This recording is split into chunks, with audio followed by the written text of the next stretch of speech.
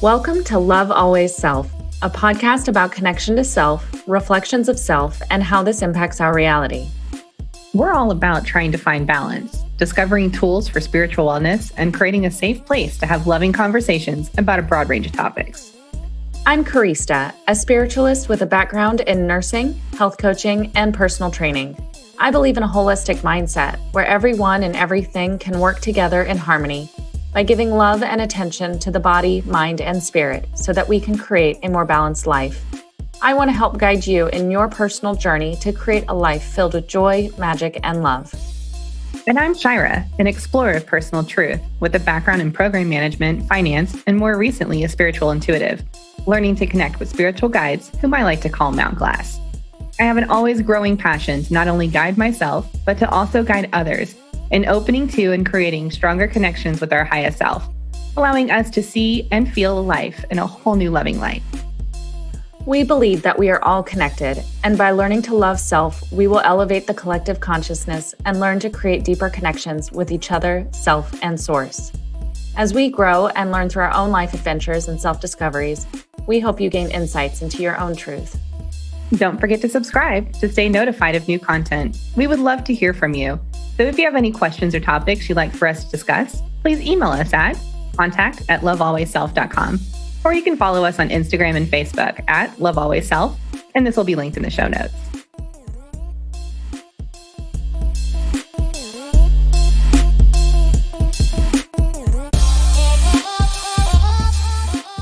Good morning. Good morning, beautiful. How are you today? I'm good. Just, waking up and getting my morning going. Coffee. Yeah. I love my mug. Cheers. Dink. I can't even read it. I am not responsible for what my face does when you talk. That's a great mug. Sometimes I'll be on like a meeting at work and I'll just be like, like hold it super close so they can read it. A little passive aggressiveness. Yeah, just a little bit. It's like, what did you say? Oh man, that is funny. Oh, what a beautiful day today. Lots of stuff going on. I think you had wanted to talk about something that you had done last year called a past life regression. And for any of you that don't know what that is, could you take a moment to explain what a past life regression is?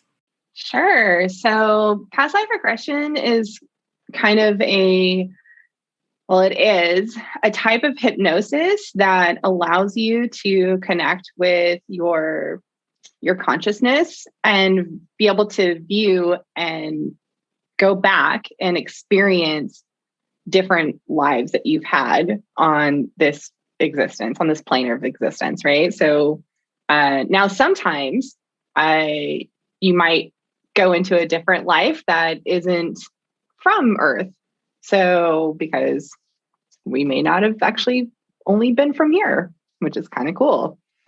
So basically, this is centered around the belief that once our physical body dies, once our heart stops beating, that our consciousness doesn't actually die.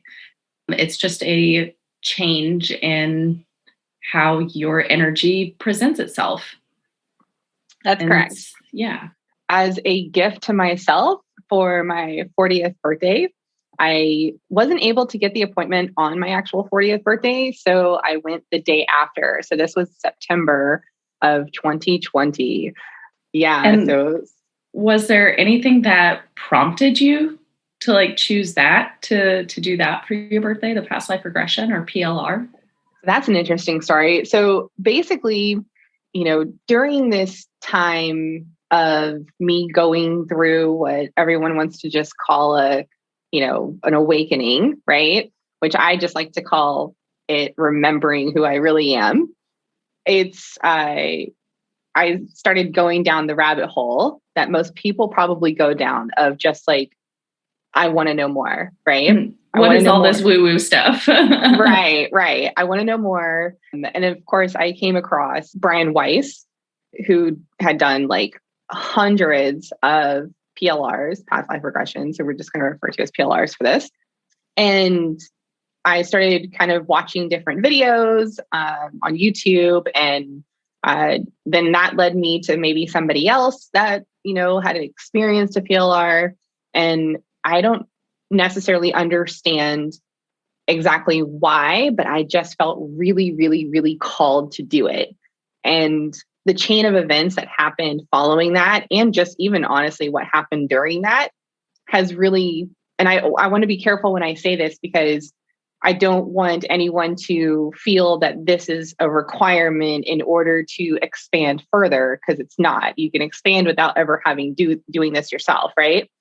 But for me personally, it just opened my awareness to so much more, and it caused me to have a chain of events after it. So for me, I felt that there was a massive amount of benefit to doing this, and it really opened my eyes to feeling, and just, and when I say seeing, it's more like a mind's eye kind of thing.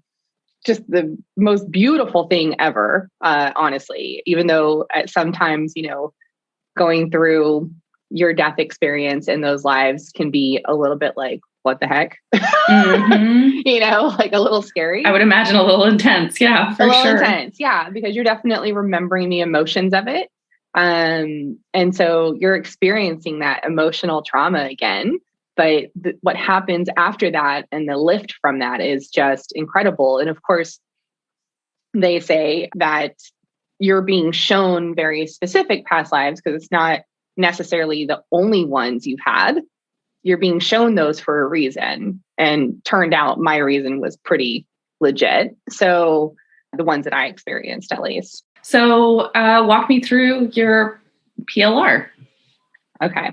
Let's just talk about the storm that was happening on that day. Like, we're in Texas, right? We get crazy rainstorms. Like, you never know if it's a monsoon one day or just sunny and like ridiculously hot one. Yeah, like within the same day, right? We could probably change weather at least 3 times in one period in one day here. If you don't like the weather in Texas, wait a couple hours. Exactly. Unless it's summer. Unless it's summer, then it's just 107, Yeah, consistent. Period. Sun's not even out, still over 100, whatever. When I arrived at her office, and I'll link the actual person in case anyone's local and wants to book a session with her. I'll link her information down below. So I did go, and like, when I got there, it was storming so hard that it was just like insane. I had to sit in the car and wait a few minutes because the parking space was across the street from the actual office. And I was like, wow, I mean, this storm is legit, right? And so I had to DoorDash. Didn't you had just done your hair, and I had just done my hair, straightened it. It looked so good because I had, wanted to have nice hair for my birthday and all that stuff, right? Mm-hmm. So like, even though we weren't going anywhere. I remember you telling me you were even checking yourself in the mirror to make sure you looked all right to go inside. I did. Because at that point we had been on lockdown since March. Mm-hmm. And so I hadn't really seen anybody since then besides you. Right. Mm-hmm. So I was like so excited to just be out doing anything, to be honest, so I was like, I'm going to look fantastic to lay on this couch, like. So got in. She was so nice and so comfortable. Her house is beautiful. And it's like her home/office space. And like I said, the thunder outside that was happening during this was actually quite calming for me because Stephen and I listened to rain and thunder storms through our, I'm going to whisper her name, Alexa. If I say don't turn her on. She might activate, right? So we listened to that to fall asleep too. So that actually helped me transition better. So she puts on these, eye covers. She gives you these noise canceling headphones, but I could still hear her talking because she's talking through like a little mic on her. And then she attaches a mic to you as well. So that way, while it's recording, so you can keep the recording that she'll send you afterwards. So I have that Anyway, ironically enough, I just recently re-listened to that. I felt called to re-listen to that. We'll talk about that later. Yeah. So basically during the experience, after she walks you through this, I mean, it kind of feels like a meditation, but it's really like a form of hypnosis. And, and of course, I love it when the hypnosis people like do that, like their voice changes a little bit, right? To kind of like soothe you into it. Anyway, it's great. It's like those that create meditations. And it was all of a sudden, I was like, what's the best way to explain this? So if you could take a photograph, like think of a photograph that you have of a time that you really, really like just cherish, right? You could probably remember all of the things in that photograph. You could remember what you were doing when that photograph was taken. You can remember everything or who was in that photograph with you, all the things around you, the space that you were in, like all of that you can replay in your head, right? You can remember the emotional state that you were having when that photograph was taken, whether it's like makes you sad or makes you happy or makes you want to laugh, like you'll remember all that, right? So it's kind of like that. It's almost like the memory is so strong you can see it, but it's not like you see with your eyes in the physical, right? So that's the best way I know how to explain that. So that's how this felt during the whole thing. And it's like a dream state kind of, right? Like when you wake up and you're like, man, that dream was so vivid. It's like that. So, okay. I did go into this like garden area. And then, she asked you to kind of like walk through this big door, and the door you pretty much create. When listening back to my PLR, apparently I didn't want to go through the door right away. I was kind of like hesitant about it. So she kind of had to work with me about that. And then I finally go through the door and I realize that I'm looking in the woods and I'm looking around. I see these ridiculously tall trees, which I still to this day, since that PLR, sometimes daydream about being in the forest and looking up and just seeing the height of the trees with the sky and the light behind it, right? Mm-hmm. It was very much like that. I realized I had like all this like coat of armor on, like just metal with this gold intricate design. It was kind of fleur-de-lis like, but it was all over the arms. But my hands were exposed and I was definitely a man. And I kind of felt like I feel like maybe I'm Prince Charming, right? Like I was feeling the anxiety of being there. Like I could tell that I was a leader of some sort, and I felt responsible for all the men that were with me. And I remember her asking me if there was any women around. And I said, no, it's just men. I was like, I'm holding on to a spear. Right. And I was like, okay, I think I'm traveling in a land that's not familiar to me. It feels like we're here to conquer it. Right. Mm-hmm. But we don't know what's here to actually conquer. So it felt like I was placed somewhere that was new. I don't think I wanted to be there. And I was worried for the men that I was responsible for. Mm-hmm. And then I was hearing shuffling in the woods all around us. And then the next thing I know, there's spears flying through the air, and one punctured me from behind and I landed back on it like this. So I was basically impaled onto a spear going straight through my armor. And I remember the detail of the arrowhead that had came through my chest. And I remember the cloth that was wrapped around it and hanging, that was obviously covered with my own, liquid. So blood. That's the word, blood. But it was kind of like, as soon as that scene happened, I was hovering above it and looking down on what used to be my body and seeing myself laying that way. But I'm also seeing all of my men having very similar death experiences immediately. And then she starts asking me questions about how I kind of felt about that situation. And I said, I felt responsible, like, why are we here? We shouldn't have come here. This isn't ours to take. I obviously had some like remorse against all that. Yeah. So clearly didn't make it. Following the leaving of that scene, after I kind of started floating away from all of that, I'm then presented with somebody in a hood. Like all of a sudden I see this eye that's really close to me. And it's like almost like it's like right in front of my face. Like inches. Right. And then it just kind of zooms out, right? And then I notice that there's a hoodie on it, on the, not just the eye, but on like the being. on the being, right? And it's kind of like zooms out, and I'm just like, huh. And then the next thing I realize is I'm having a conversation with Brady. And who's Brady? Yeah, so Brady is one of my main guides, right? I would say is like my master guide. So yeah, so he's my master guide. And if apparently him and I he's been my guide my entire existence. And when he's having a physical experience, I'm his guide.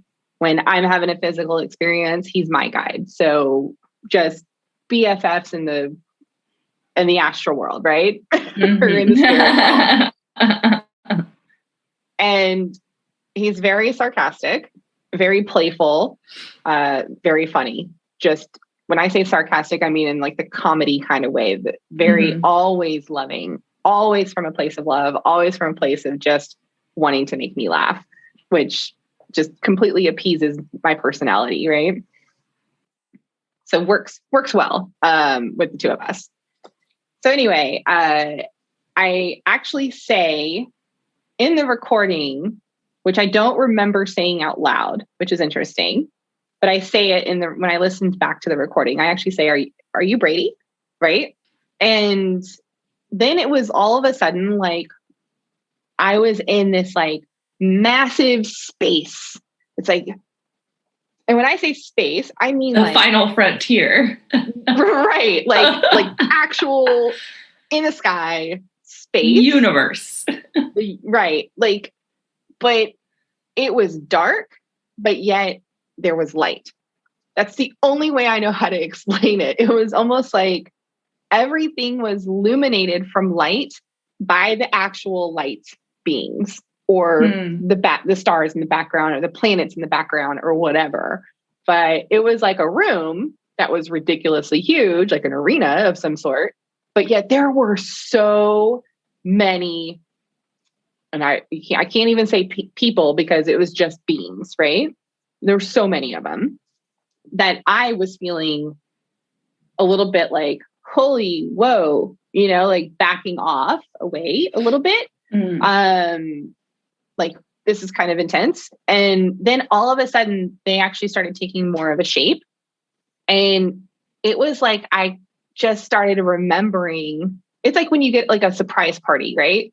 When you go to, like, if you've ever been to a surprise party, or if you've ever been the person that you were being surprised, and you walk into the home and everyone's like, surprise, and then you're so overwhelmed that you kind of just like take a step back in the shock of it all.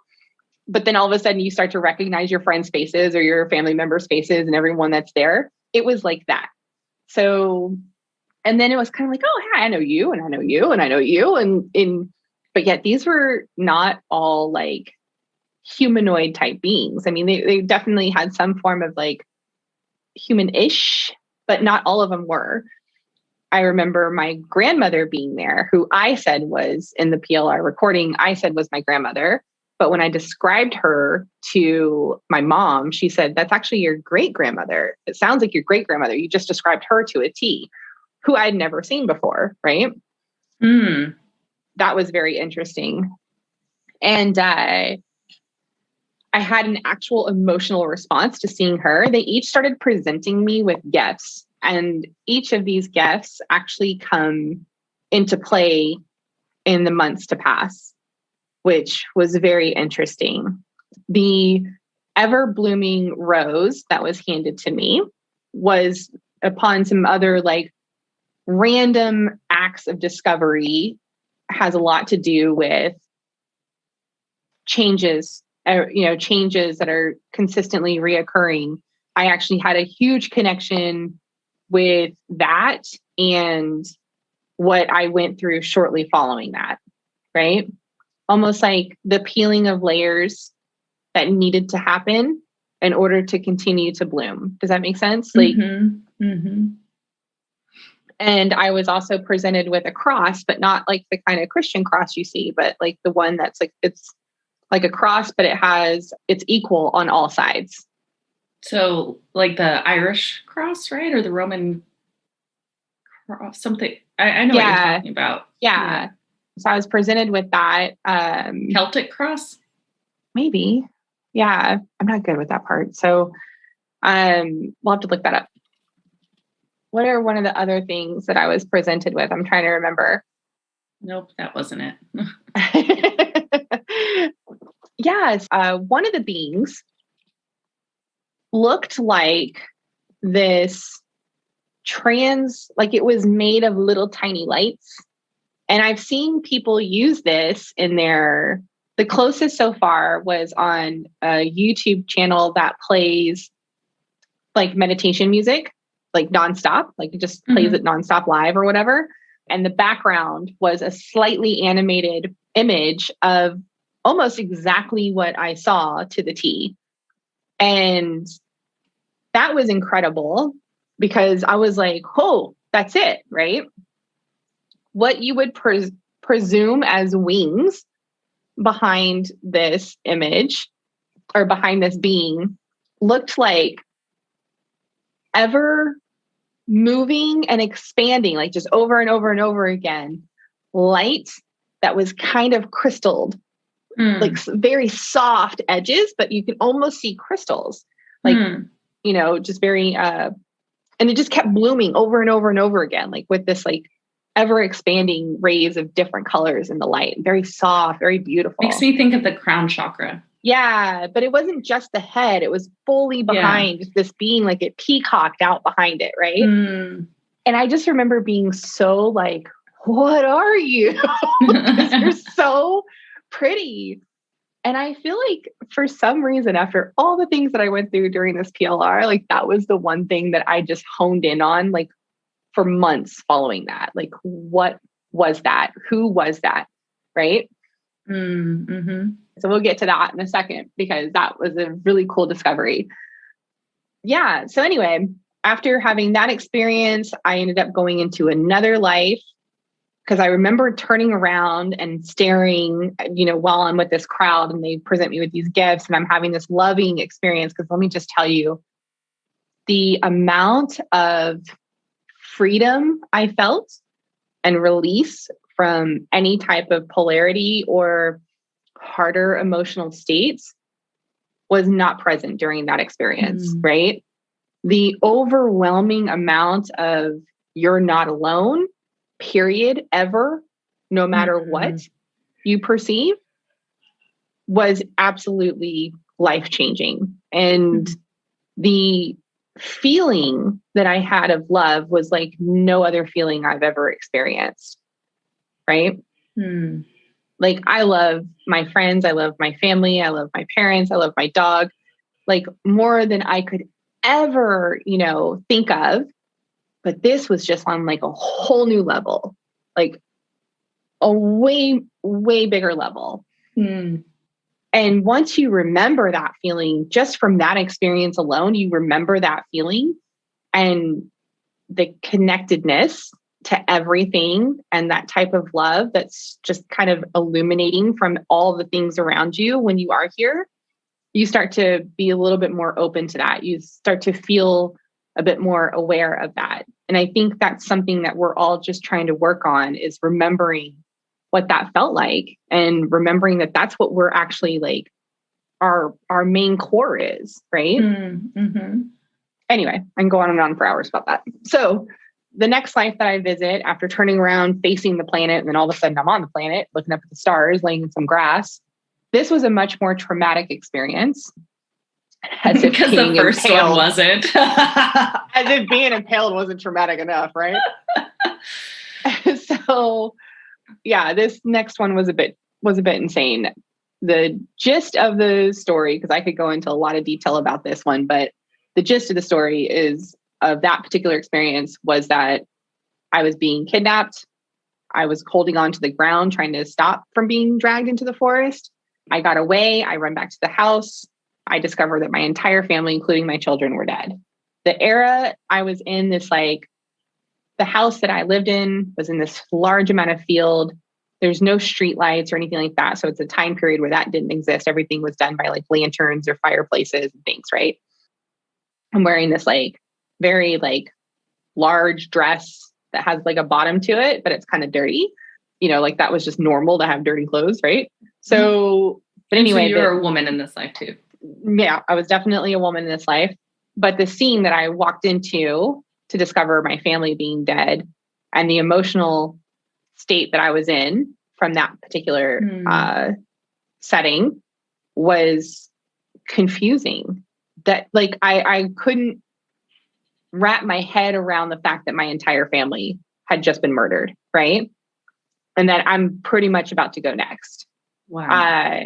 And the interesting thing is that where I was when that man that was trying to get me comes in, and I remember this man going kind of crazy, right? Like he's yelling at me, like, look what you made me do kind of thing, right? Like, I'm like hunched over, like holding my kid that's no longer alive, like just terrified of what's about to happen next. But at the same time, like I'm so saddened about the situation that I can't actually control my ability to get up and run, right? And I do end up dying there. And I remember that I was stabbed in the reproductive area, right? And that's how I died in this life. So interestingly enough, after that, she kind of says, okay, why don't we go back a little bit further before all this happened, to find out as to why this might have happened. It turns out I was trying to get in good with the royal family. Don't ask me what royal family, because I couldn't tell you, but there was one. I just remember wearing like these ridiculously big, like skirted dresses, and it's got all this frilly stuff all over the chest, whatever. And I'm talking to what appears to be somebody that's like an officer of some sort, but like, again, in that suit of armor kind of thing. Like he was maybe in charge of like the royal guard or something like that, but he was not my husband. I remember knowing that I was pregnant with that man's baby and my husband thinks it's his, but we couldn't tell them because back then that would have been like, you're going to get hanged for that. Right. Right. So, and this man was clearly mad that I wasn't leaving the husband and the family that I had with that husband because he wanted to claim that kid for his own, the baby for his own. So, yeah. So anyway, that seemed to be the dynamic of that life. Like, a love triangle. Right. A love triangle. And when I re-listened to this life, the feeling it's like almost like this crazy download of information. Like one of the biggest problems, because I've had my struggles here in this reality, right? With being a stepmom, with being in a family dynamic of some sort. I've had a lot of resistance to it at times. And I had this like flash of memory of I think some of the traumas from the past life where I felt like I caused my family members to die has given me resistance to wanting to have a family dynamic here in this life. To creating your own family and having children now. Correct. It's like with like dealing with the fear of me ever feeling like it's my fault if they're not here anymore. Does that make sense? Yeah. Or if something happens. That was huge and emotional. Let's see. From that lifetime, I was automatically like in this scenario where I'm in a playground of some sort, or like some kind of like a circus, or not a circus. What do you call those? Like a fair, right? And I was on like one of these like spinny wheel things, and I'm like looking up, right? And then all of a sudden this funnel appears in the sky and but the funnel's going up into the sky. So it's not like a tornado coming down, it's going up. And then we all get sucked into this. And all of a sudden I'm traveling in a wormhole in an egg. Like I'm sitting Indian style in an egg, but it's a clear egg. And there's no remote controls to this, right? There's nothing you're holding in your hands. It's almost like your mind is your thought is what's telling it to move forward. Mm-hmm. And it's the craziest thing. Now, what I remember after all this, because there's a lot of scenes in this, and, maybe we can talk a little bit more about, this particular piece later. But what I remember following this was looking at my hands and realizing they're not human, right? I remember looking at my hands. I remember how long and skinny the fingers were. I remember that there were only 4 fingers instead of 5. I remember the grayish kind of color texture. It was like a blue, like a really soft blue gray. And I remember playing with what looked like a dandelion, but it was made of crystals and it was huge. And I remember that there was like a significance to this. Like this was how you actually operated things. This was how you manipulated energy. Like I remember that. This is everything I remember from that experience. But what I heard in the recording played back later was me talking like I was somebody else. What I experienced at that point, like when I woke up and I remember the therapist or the past life regression person, psychiatrist. Psychiatrist. I remember her saying, "You need to play this back." She's like, "I would love to continue talking to you, but you need to play this back and listen to it." And I was like, okay, that's weird. Now getting into the car, I can't. How did you feel afterwards? Yeah. This is interesting because I don't know if I'm the only one that's ever experienced this or if anyone else has ever had this type of experience, but I actually got really sick.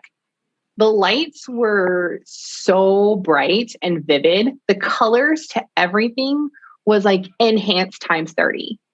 And even though it was overcast that day, everything was so bright, like so bright. And I was nauseous. It was like, I was not sure I was going to make it home without vomiting out of the side of the car. Like it. And oddly enough, those are all like symptoms of upgrading too. I know. And like integrating. I know. Isn't that weird? And like, I mean, cool and weird, but at the time I didn't think it was like, cool. Whoa. It was like really, yeah. And all of a sudden I had what appeared to be discoloring, a darker discoloring in between my eyes, but on my forehead, right? Yeah. So where like the third eye would be. Exactly where the third eye is supposed to be located, right? Like that was darker and that lasted for months. Yeah. Like it's not there anymore, but it lasted for months. And then, because my parents, because it was my birthday and then my dad's birthday is the day after mine, and they were coming over for dinner that night. We're hanging out. I'm explaining what just happened to me because I'm just like, my mind is freaking blown, right? And my husband, at this point, my mom's like super intrigued because she's totally into it. But my husband and my father are a little bit like, okay, so like.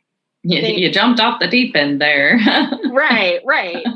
And like, so my husband's like, "Hey, what's up with your hair?" And I'm like, "Ha ha, very funny." Right. And he goes, "No, I'm totally serious." And I go, "Quit messing with me. It's okay. I understand you don't believe everything." Right. And he goes, "I'm totally being serious." So I like walk over to the bathroom to look in the mirror to see what this dude is like making fun of. Right. And lo and behold, I had this crazy white, stark white streak of hair under like a little bit under the top layer of the hair, but on the right side of and your hair face. Is naturally dark brown. Black. Yeah. It's just super, super dark brown. And for those of you that might actually be watching, if this is posted on a video, you can see my natural root color. That's what my hair normally is like. Now I did have because you hadn't had your hair done in a while either, right? Because no, I had just had my hair done right before lockdown. So that was 6 months prior to the PLR though. Exactly. So it was all grown out. And I would have noticed a freaking white streak in my hair. Right. So like, it was like Rogue. Yeah. It was like Rogue. Yeah. Exactly. Yeah. Cause I sent you the picture and I was like, what is this? Just to like pull the listener's memory back, you had looked in the mirror to check your hair before you got out of your car. Yes, that's right. And I would have noticed a white streak. Yeah. Mm-hmm. Yeah. So let me ask you, how did the PLR affect the way you view self? Everything's changed. I'll be honest. I have full awareness that we are so much more than what we have been raised to believe. I have full awareness that our capacity to love is so much greater than what it is. I'm also fully aware that we're never alone. Period. You could be in the scariest place on the face of this earth, if that's how you're perceiving it, but you're not by yourself ever. My fear of death is not the same as it used to be, because I used to be really terrified of that. It's not the same because I actually understand that this is not just the only life that I'll be encountering, right? Mm-hmm. If I choose. I also have a much larger awareness that we learn a lot being here, and we will continue to learn a lot. And it really is more so to just really understand ourselves that much more, what we like, what we don't like. And also to recognize our connection to source. And to recognize that, when we're with source all the time, it's hard to see how brilliant that connection is. And so we, part of the reason why we choose to come to experience this physical experience is so that we can learn about what it's like to be distanced from source, right, so we can truly appreciate that connection. Right. And on top of that, I met my true self, or I guess you want to call it your higher self, right? Mm-hmm. That beautiful light being that I just fixated on for months. And Carrie, you know this because I kept talking about it over and over again. I drew it out because my husband's an artist, and I was like, hey, here's like a super crazy pencil sketch because I'm not an artist. Can you freaking draw this if I tell you what it looked like? I mean, that type of fixated on it, right? Which really, it's not that great to have attachments to things. So, try not to do that. But turns out after sitting with it forever and ever, honestly, and then opening my own abilities to connect, right? Turns out it's me. It's my higher self, which is why that being didn't offer anything up to me, didn't try to be the front and center, even though I was like, who you? Like looking around everybody else like, wow, you're pretty, And I was like, I look cool. So yeah. You beautiful being. Right. I was like, damn, I'm a bad bitch. That's amazing.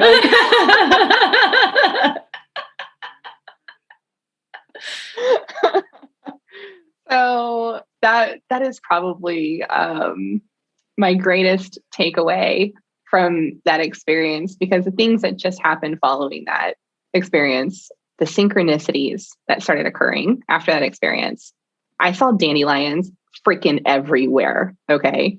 After clearly remembering that I'm manipulating this dandelion looking crystal machine. Mm-hmm. Mm-hmm. Next thing I know, I'm like at home, which is like an interior design store, right? And all of a sudden there's like a row of massive canvases of images of dandelions. And I'm like, what in the, and then like I'm somewhere else and there's like a little tiny dandelion painted on a soap dish, or something like that. And I'm like, okay, this is like crazy. And then miraculously, that's when the weeds all started to pop up in my backyard. And it was just like dandelion central back there. And I was like, okay, I get it. This is a message. That really happened. I was questioning it.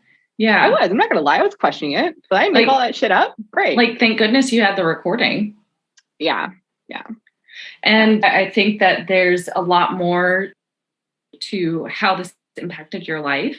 And I think we are going to need to do another episode on how this played out in the events that followed, that impacted not only your awareness, your process of awakening, but also your physical body and your health. And, there was just a lot of, I don't want to say butterfly effect, but it was like the universe had put this in the front of your mind at the right time to bring your awareness to this so that you could tackle the physical speed bumps. Right. And so you realized also that you had a team of loving beings with you the whole time through all the things that happened afterwards. Right. Absolutely. And we'll definitely have to dive into that because it's been an incredible journey. It's not over, obviously. So, and you have a lot to do with what happens as well. Like you're a huge part of it, being my BFF and all. Yay. So yeah, let's do that. We'll continue to talk about this. And of course, I'm open to any questions that anyone might have. Again, we'll link, if you're local and you're listening to this and you want to see if this experience can happen for you, I'll be more than happy to share her information down in the show notes. So yeah. Well, Shyra, thank you so much for sharing your experience with past life regressions. It is such a eye-opening, intriguing thing to experience. So I really look forward to continuing our conversation. And, to our listeners, I hope that this has, just triggered some questions and some interest. And yes, please don't hesitate to reach out with any questions or anything at all. And come on back for the next episode where we go through the events that followed. Yes. Thank you all so much for listening to my insane story. And yes, maybe, just maybe this triggers your next level, right? Mm-hmm. Who knows what that'll be. So cool. Love you all. Love always. So.